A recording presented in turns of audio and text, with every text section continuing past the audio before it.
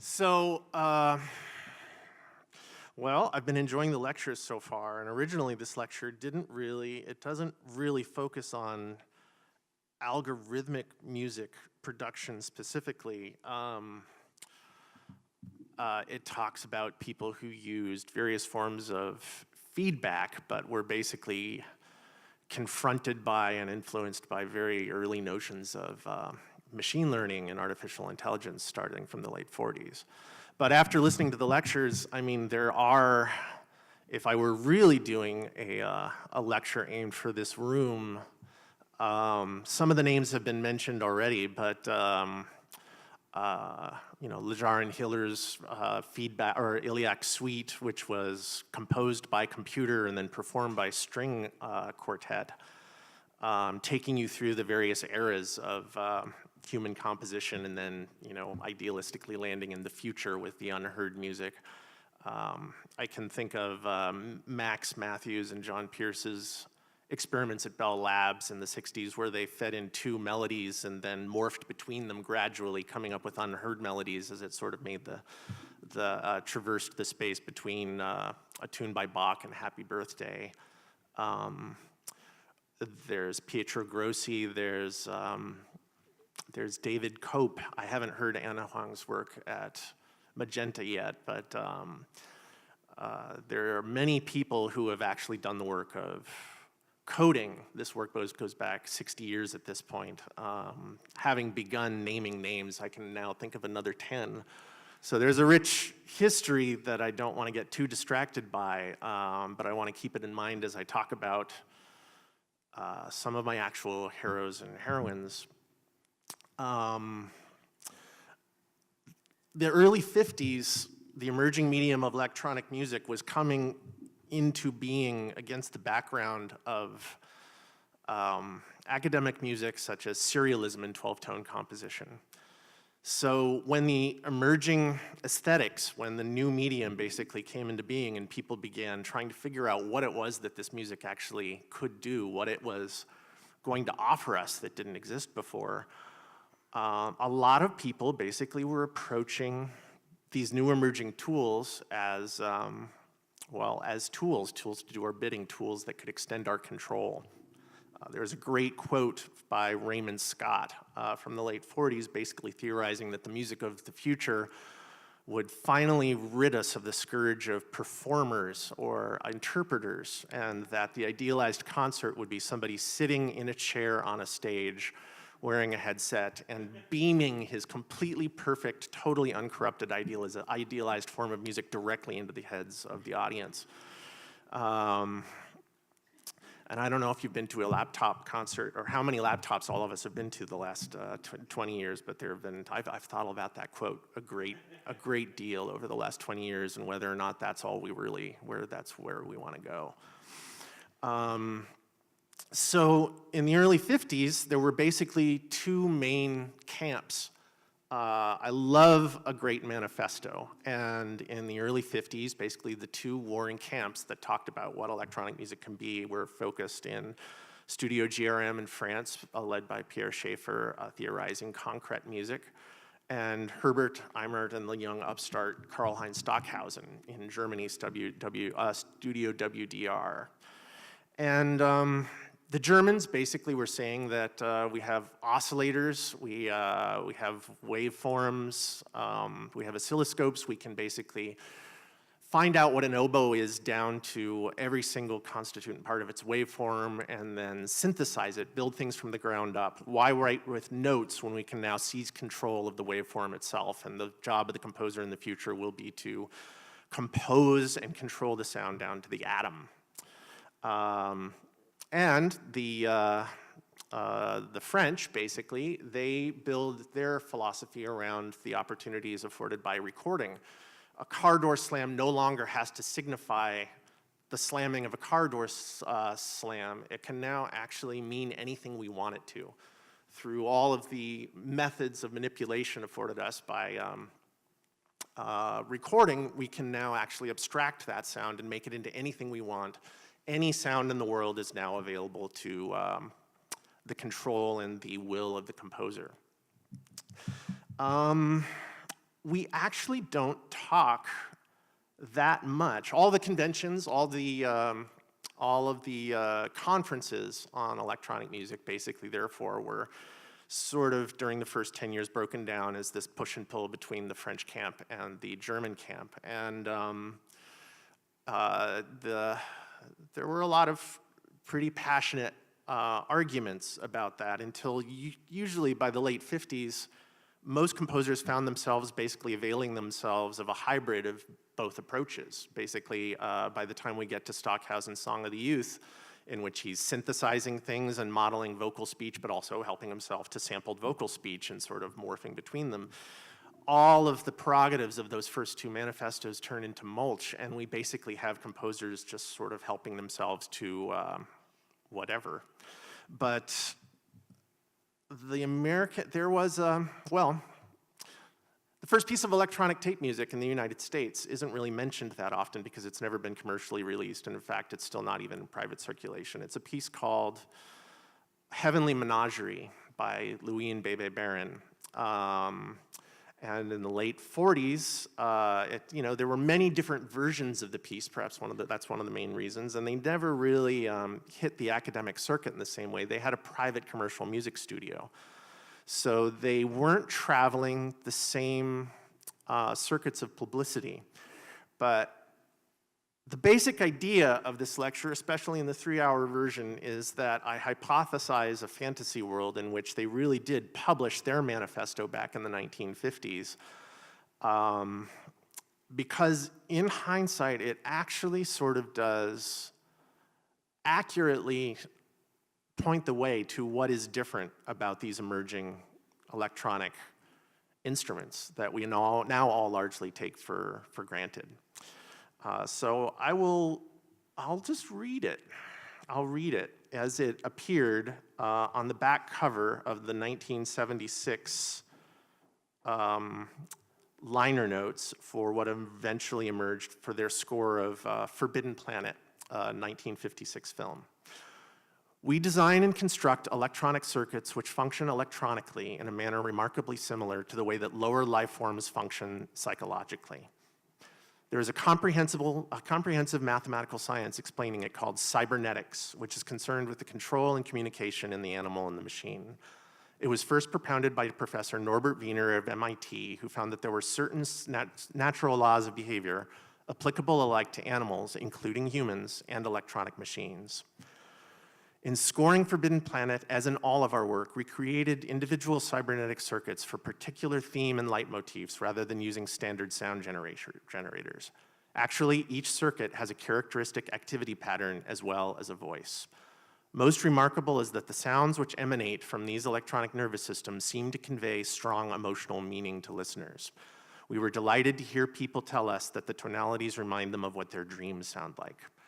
There were no synthesizers or traditions of electronic music when we scored the film, and therefore we were free to explore terra incognito with all the surprises and adventures within. And here's another quote from Bebe later in the 90s. It was all there in cybernetics. Probability not only made random sounds okay in our minds, it also increased entropy, which was what we were trying for. All closed systems tend to deteriorate and lose their distinctiveness, and our circuits would do just that. Louis would invent a circuit and put it together, then we would activate it, it would come to life, and we would activate it and start to record it. And it would produce a burst of the most glorious kind of energy in electronic activity. Then it would level it out a bit, go into a plateau, and then in a moment of glory, it would die. It would overload, but you could hear it climaxing, and then it would just give out and run down to zero, and we could never get them to start up again after this death. Each one had a lifespan of its own. So, Louis and Bebe Barron were participants in the Macy conferences in the late 40s. Norbert Wiener, Von Forster, Claude Shannon, a young Gregory Bateson, almost all of the people who were forming, you can't even really summarize the Macy conferences, but people who had been living with the concept of the engine of the governor, or the engine with the governor, of self-regulating steam engines, manned flights, which were only really being made possible by autopilot, And in the 1940s, a group of academics realized, wow, we're not going to be able to win at checkers against these machines that much longer, and chess is right around the corner. So Norbert Wiener brought a lot of his emerging concepts on cybernetics to the Macy conferences, in which he proposed that the current feedback systems that were capable of observing their own outputs and using them to modify their own inputs, in other words, machines that could learn, were already basically as sophisticated as very simple life forms, insects, birds. And Louis was just an electronics engineer who said, oh, well, that's interesting. I do that all the time when I play with audio circuits that pair off, split off an audio output so that I can listen to a feedback circuit, auto-resonating. He went home and designed a circuit that had a very moderate amount of control, just taking an output, running it back in through the input, maybe with a capacitor or another level of gain staging in the way so that he could tweak it just a little bit. And he discovered that it sounded very much already out of the box like birdsong or sometimes like insect calls. So there's your proof of concept. The machines that basically, the simplest circuit listening to itself points in that direction. So we still don't have too many examples of this, and you can't really demonstrate too much feedback music in 20-second clips in the middle of a 30-minute lecture. But here's a track called Shangri-La in the Desert, Garden with Cuddly Tiger from the soundtrack of Forbidden Planet.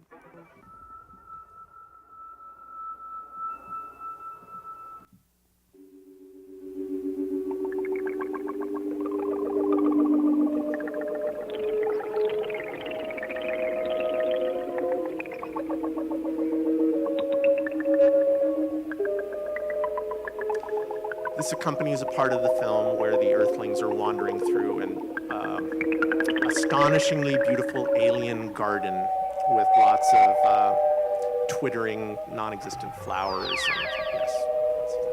Let's play another bit from Battle with the Invisible Monster, which is pretty much the greatest hits reel edited together of all of their dying circuits.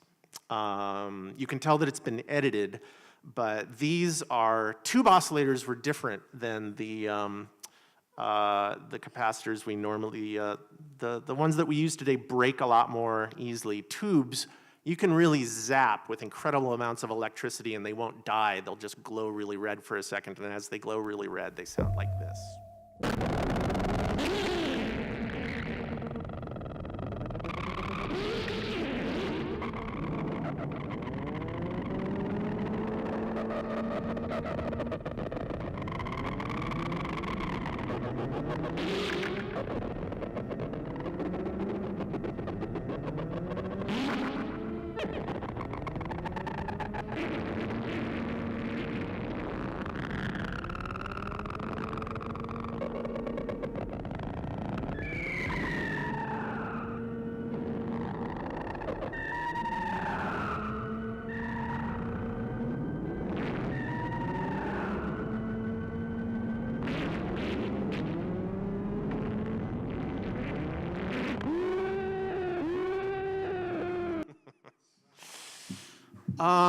I love the German music. I love the German music where they were basically painstakingly trying to recreate the sound of an oboe by cutting and splicing together all the waveform partials built up unbelievably painstakingly with signal generators. But they would spend months on those pieces, and it basically just still sounds like a Hammond tone organ with someone playing that. It's those, it's an ambitious project that we are still in the progress of working. We've come a long way towards instrument synthesis. Some of the people whose names I forgot, like Jean-Claude Risset's, his work at Bell Labs, and then Urcam, where he's trying to come up with violins with the formant of a human voice, or a piano attack that then turns into an oboe. Wendy Carlos's Digital Moonscapes is a pretty interesting 1982 record with an expanded digital orchestra that strains towards acoustic plausibility, but none of the instruments exist. That's a totally valid direction and a very interesting way to spend your life. But what's interesting about these circuits are really alive. These circuits sound alive, the instability in these circuits actually instantly evoke voices and life forms. I interviewed Ben Burt at Skywalker Sound, who is a Barrons fanatic and has taken one of the photographs of them and blown it up to 3 by 5 feet on the wall behind him so that he can study the brand names of all of the equipment that they basically took apart and reconstructed. And he befriended Louis in the 80s and took home some of the schematics for the original circuits and gave them to some of the engineers at Skywalker Labs and said, like, could you build these? Could we, this is the sort of history of electronic music, can we bring some of these back to life? And the engineers got back to him a couple of days later and said, like, no, these are wrong schematics. This is clearly, these would catch on fire within 5 minutes. The second you applied energy to these, they'd blow up. And Ben was like, what would they sound like while they were blowing up? And there's another interesting quote that I talked to David Barron, who has inherited his dad's legacy a bit and is in the process of transferring all of the tapes. Somewhere out there's 15 reels worth of ancient Krell music, which is the unedited, that's the real history of American electronic music, which we haven't really recovered yet. But later on in life, they talk constantly about how unbelievably creatively fertile the death screams of these circuits were. The moment of stress is, of course, like that's the moment you can't help but gravitate towards. And yet, over the years, as they continued to generate new circuits to torture and record at the moment of their deaths, Louis basically felt that he was getting into it was a moral issue. He actually realized, wow, these are the sounds of distress. By the end of his life, he actually wasn't into creating these circuits specifically to die for our entertainment. But you live and you learn, and all that. We have yet to hear Heavenly Menagerie, and once we do, I think the history of electronic music is actually going to tack. It's always changing, isn't it? The Student, one of the early works that does survive and gets played a bit is their score for Ian Hugo's film Jazz of Lights. And some people, I have a lot of academic friends who says that their self-promotional manifestos about the self-playing circuits have been slightly overdone because the Forbidden Planet soundtrack is so heavily edited and so composed that it doesn't sound that different than a lot of other contemporary electronic music. But the score for Jazz of Lights is pretty out of control. It's pretty rock and roll. And the assistant engineer on Jazz of Lights, as listed in the credits, was a young pianist named David Tudor, who was John Cage's right-hand man. In 1952 and 1954, some of the Barrons' primary clients were John Cage, David Tudor, Earl Brown, and Christian Wolff, who spent a lot of time doing tape splicing quilting parties and talking about the Macy conferences, talking about what it meant to design instruments that did not necessarily obey your will, but that you had their own voices, that it was your job to listen to as much as to interact with, as much as to determine. So this was all very much up John Cage's alley, who thought that serialism was in fact a total cul-de-sac, the sound of sheet music strangling itself to death on the page, and that music as it was increasingly conceived of in the universities was just a way of telling other people what to do, and that music should be an opportunity to hear things that no one has ever heard before, including the composer. So David Tudor was a pianist who, he's one of the great pianists of the 20th century who played music that most people couldn't even recognize as music when they looked at it on the page, but somehow he found a way to actually play it. By the early 60s, by the late 50s, early 60s, undoubtedly influenced by some of the things he'd learned at the Barrons studio, he was doing realizations of John Cage pieces in which the principal compositional aesthetic was gain staging and distortion and feedback. Contact microphones placed all over the piano with a bunch of speakers pointed in at the piano so that any sound, any action made to the strings on the piano would inevitably begin cascading through the speakers and then moving back. What's the thing that did not truly exist before electronic music? Is it really synthesis? Is it really more people finding new ways to play notes? Sounds existed before, but certainly one thing that didn't exist was the microphone, the amplifier, the speaker. Feedback is the intrinsic voice of electronic music. And in the early 60s, as everyone's tantalized by all the opportunities afforded by tape, by the idea of creating something, anything you want in your head, and fixing it on tape, people are beginning to do tape music concerts and realizing just how unbelievably toxically boring it is to ask everyone to sit there and listen to a frozen recording. What is live music performance going to be, and what does it intrinsically sound like? Well, this is Variations 2. And let's skip to the middle.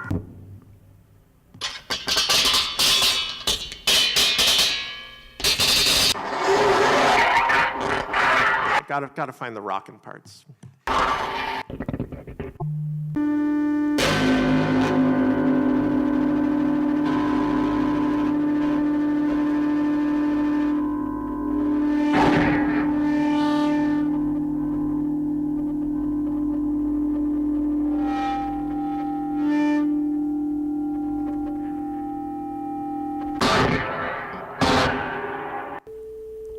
Gotta find the really rockin' parts.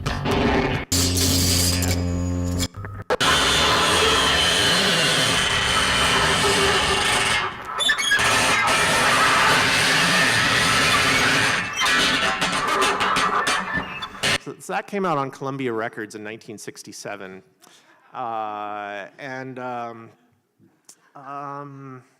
We're sort of used to it now. I mean, now that's rock music. You go to a Wolf Eyes concert and they're wearing Kiss t-shirts and they're like, it's the same noises, but they just, it's rock. So like we have an entire generation that's grown up with that as a form of pop music at this point. But 1967, that is a new vocabulary.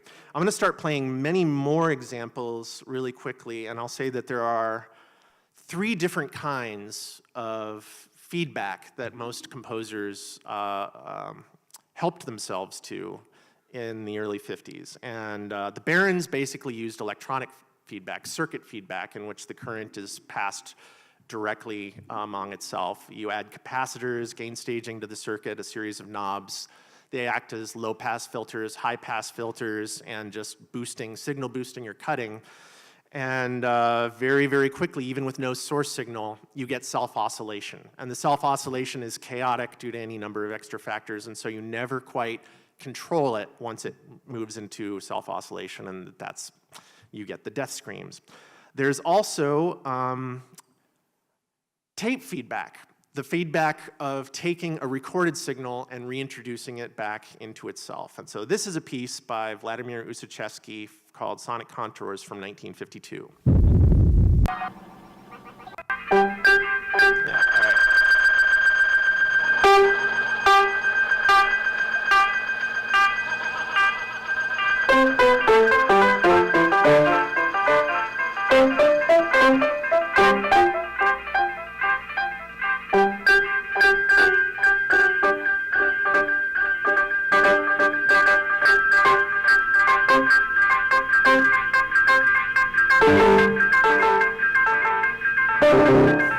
What I love about this is that it's the height of serialism. You're not taken seriously as an academic composer unless you are engaging with 12-tone music. And yet here we have basically a recorded example of one of the first people playing a piano through a delay pedal, and the first thing he does is play scales. Like, you're back to ground zero, you're actually basically just rediscovering harmony. You just, what sounds good? Let's face it. So I love this piece. Oh God, it's great. So the third, is direct microphone feedback, where you have the microphone in the circuit, and you control the amount of feedback basically through a gestural, performable dance with the position of the microphone in relation to the speaker, and perhaps your hand on the volume control and the tone control. So this is a piece by Pierre-Henri called Le Voyage, the fluidity and mobility of feedback from 1962.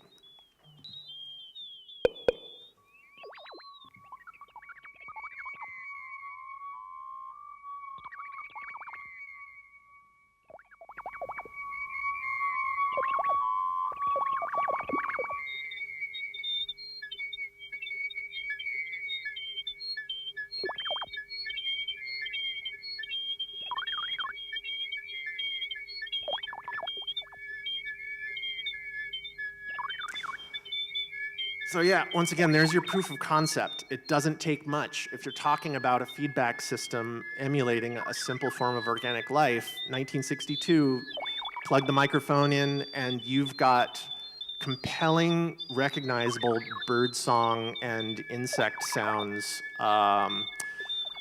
pretty much almost directly out of the box without having to plug in your oscilloscope and dynamically resynthesize them using a bank of 800 signal generators. How much time do we got? That was Pierre Henry. So we've got about another 5 minutes. So other pieces I often play are Terry Riley's work, in which he takes a recording of Chet Baker playing Miles Davis in Paris in the early 60s and applies it to tape delay, forming a canonic cascading melodies that the performers did not intend. Minimalism, as we understand it, really wouldn't have existed without tape loops and tape feedback, like Terry Riley and then Steve Reich's experiments with tape feedback as a form of externalized feedback. Their later experience with written sheet music and motivic writing in cells definitely came entirely out of their experiments with tape feedback. There's Robert Ashley's The Wolfman. The Sonic Arts Union was a East Coast collective of composers, Robert Ashley, David Berman, Gordon Muma, and Alvin Lucier, all of whom basically directly collaborated with Cage and Tudor in some cases and basically took their notes at what was being unearthed by Tudor's experiments with electronics. Wave Train is an extension of John Cage's Variations 2. I'll play a couple seconds of that. Once again, it's the piano. Wow, okay, now it's just, it hurts too much for me to play 10-second excerpts of pieces that are that beautiful. But one piece that is probably of interest to the room is Gordon Muma's Hornpipe, which is a piece in which he strapped a pair of lavalier microphones to his head and walked around a space while playing a hornpipe with a group of cybernetic circuits strapped to his belt that would, as he played, pay attention to and memorize it actually had a series of memory circuits built in, that as the room was swept by the microphones in the box, it would determine which resonances in the room. Every room has its own native resonance. The notes that die out the last, the waveforms, the resonances that last the longest. And it would basically, as he played and activated the room with his instrument, would memorize what the overtones of the room were and then dial those in as the control frequencies for ring modulators. So the first half of the concert is just solo hornpipe, held tones, and then halfway through, the circuits wake up and begin ring modulating, but the ring modulator, because it's tuned to the room, it really takes off. The notes hold in the space. And then he spends the rest of the piece improvising with the notes being made by the room and the resonances that launch off and are playing by themselves.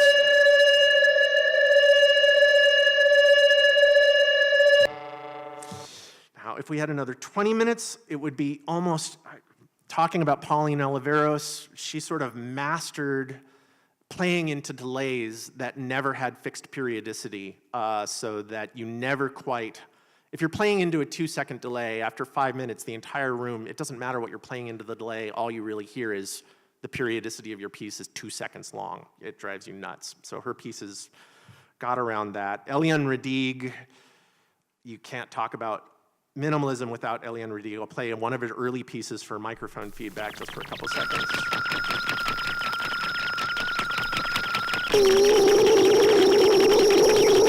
I'll play one more piece. This is a piece called Element 1 Air.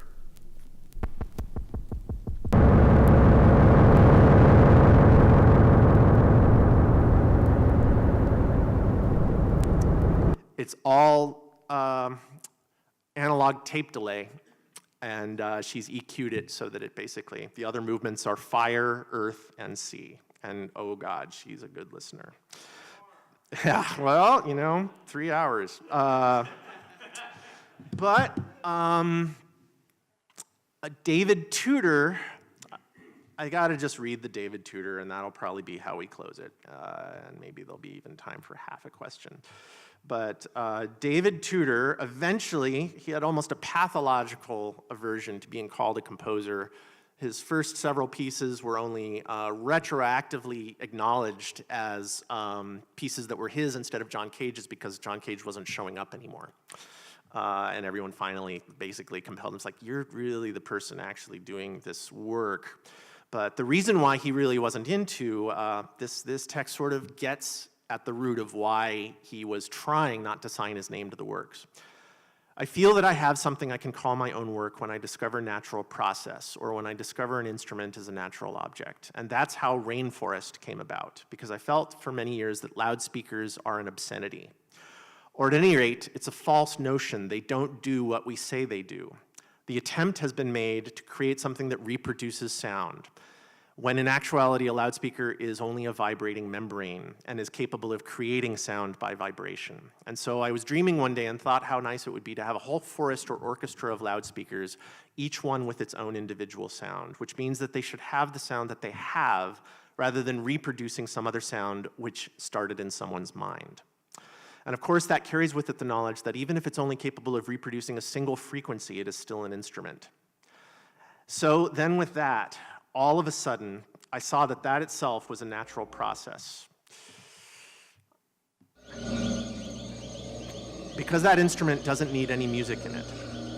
I was in a position to be able to make an electronic piece with a totally unsophisticated input to input-output relationship.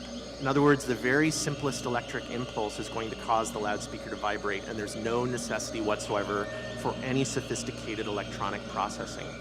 I wished to avoid any control whatsoever over the material. At the same time, I would hope that it would be obvious to any listener that this is music that could only be made by humans. So this piece, Rainforest, it's dangerous to ever come up with a greatest hits list or anything, but you can always personally say what your personal favorite masterpieces of electronic music are. And Rainforest 4, well, it's usually made as part of a workshop. He gets a bunch of people together and you take a large resonating physical object, such as an oil barrel or a lamp or a chair, something that we don't necessarily associate with sound, and you strap a transducer to it and send the output of that transducer to a speaker, which is usually bolted into the object, or at least attached so strictly that the output of the speaker then causes the entire object to resonate, which is then picked up by the transducer. And you make somewhere between 10 and 200 of those things, and you string them through an auditorium or a large gymnasium or a space that you then are free to wander through for several hours. And, well, it's called Rainforest. And most of the recordings of it are binaural recordings of individuals wandering through the space, which is basically the best you're ever going to get at capturing what the meaning of the piece is. But I'll just say it one more time, proof of concept.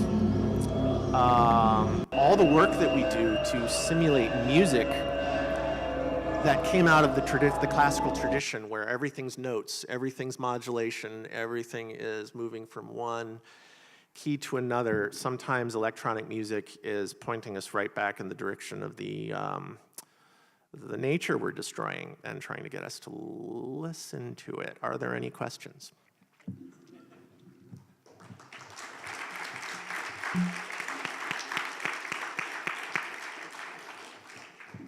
Questions, anyone? Oh. Is the 3-hour version available anywhere? I gave it, no, not yet. Not yet. I'm free for workshops. I'm vertiginously free. Oh, God. Yeah. So you spoke about how the invention of electronic music and being able to record and have microphones and amplifiers brought us kind of a new type of sound in music that was previously impossible. Do you think advancements in digital technology have an equivalent offshoot that is only possible with digital technology? Yes. Great. But you know, it's really easy for me to give this lecture about the 1950s. It's been 70 years. I can't squeeze an answer to it in 2 minutes exactly, but yeah, if we had a different, certainly once, I didn't mean to scapegoat laptop performances at all. Most of my favorite music at this point has been in that context. I'll never forget the first time I saw someone sit down behind a laptop and I was just sitting there and I had no visual cues as to the gestures, and even when I walked around, the gestures were like that. And yet I was just sitting there going, oh my God, this music has never happened before. It was Josh Clayton, he's here somewhere. It was like, you know, that was like 99. It all means something very specific, and it's, I like it. I'm not criticizing it. Thank you very much, Jon.